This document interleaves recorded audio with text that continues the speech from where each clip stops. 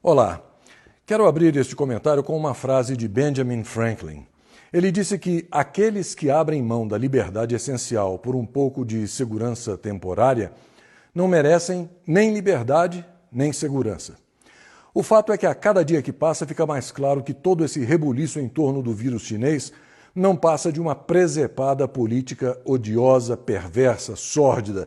Os canalhas da deletéria politicalha do Fazendão, mancomunados com os desprezíveis membros do STF, OAB, alguns governadores estaduais como Dória, Witzel et Caterva, só têm um objetivo: destruir o Brasil a qualquer preço para destruir o governo democraticamente eleito de Jair Bolsonaro, que, para desespero deles, goza de um esmagador apoio popular.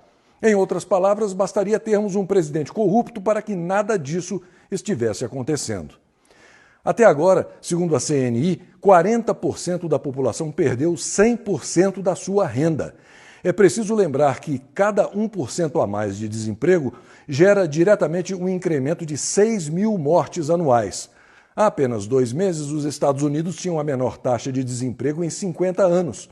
Agora tem a maior taxa de desemprego em 80 anos. Você já pensou como o Brasil ficará se já temos 12 milhões de desempregados? Alguém já disse que não adianta explicar, as pessoas só escutam o que querem. Mas eu vou tentar assim mesmo, contando com a sua paciência. Antes de entrar nos números para demonstrar o que estou dizendo, quero deixar claro que não sou contra investigar os filhos do Bolsonaro. Pelo contrário, eu sou contra furar a fila. Primeiro é preciso investigar os filhos do cachaceiro vigarista, estuprador de cabras, depois o seu poste ensacador de vento e a filha dela, sem falar nos rufiões que compõem 3/4 do Congresso, Câmara e Senado e os abjetos elementos do Supremo Tribunal Federal. Sim, o Supremo também, porque, como disse um senador, abre aspas, o crime no Brasil é tão organizado que seu departamento jurídico é o STF, fecha aspas. Portanto, vamos obedecer à fila. Bom, depois desses parênteses, preciso que você preste atenção em alguns números para entender como o Brasil está indo rumo ao abismo com essa picaretagem de isolamento horizontal e lockdown, coisa que até o sem noção da OMS não defende mais, e diz que a Suécia, que não fechou nada, é o modelo a ser seguido. Para começo de conversa, um elemento estatístico que iguala os países que enfrentam a peste chinesa: o número de mortes por milhão de habitantes. No Brasil, esse número é em torno de 8, depois que as mortes começaram a ser verificadas detalhadamente. Porque uma coisa é a pessoa morrer de infarto com o vírus chinês e outra coisa é a pessoa morrer por causa do vírus chinês. Na Espanha, quase 390 por milhão. Na Itália, quase 350. Na França, mais de 240. Na Bélgica, são mais de 350 mortes por milhão de habitantes. No Reino Unido, quase 180. Na Alemanha, mais de 40. E o Brasil, com 7 ou 8 mortes por milhão de habitantes. Qual o pulo do gato para tantas restrições, tantas imposições, tantos adiamentos? Dinheiro público sem licitação, sendo gasto de qualquer jeito, com a roubalheira e as restrições sobre os cidadãos comendo soltas. Por isso é que se diz que, enquanto houver dinheiro público sem licitação, o pico da pandemia será adiado para o mês seguinte.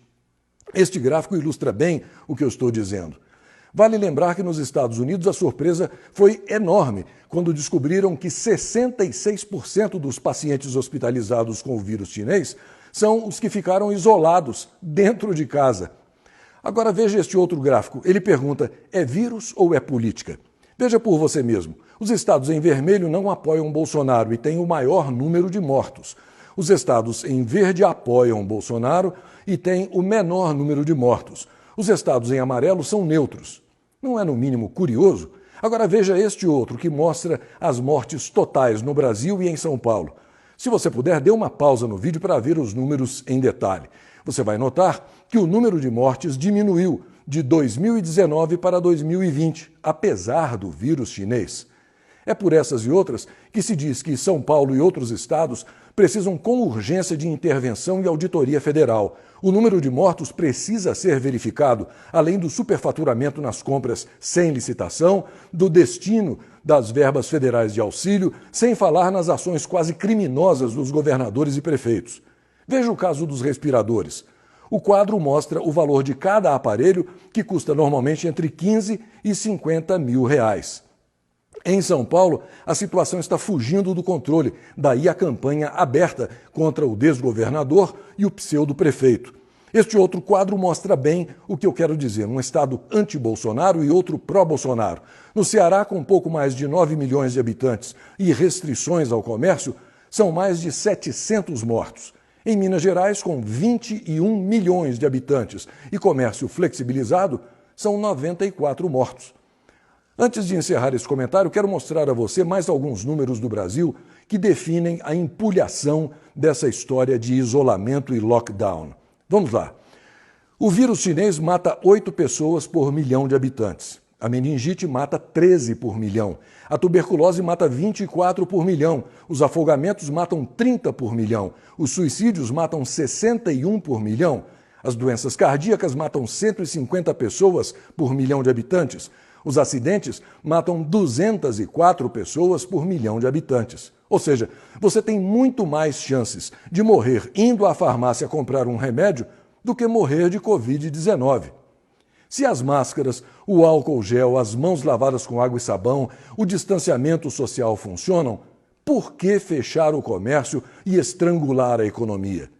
A verdade, pessoal, é a seguinte: o coronavírus nasceu na China, cresceu na Itália, fez pós na Espanha, doutorado nos Estados Unidos e virou político no Brasil. Você sabe por que vários países já superaram a peste chinesa? Porque neles todos se uniram para derrubar o vírus, não o presidente da República. Portanto, preste bem atenção em quem diz fique em casa. Certamente um dia essa mesma pessoa já disse Lula livre ou ele não.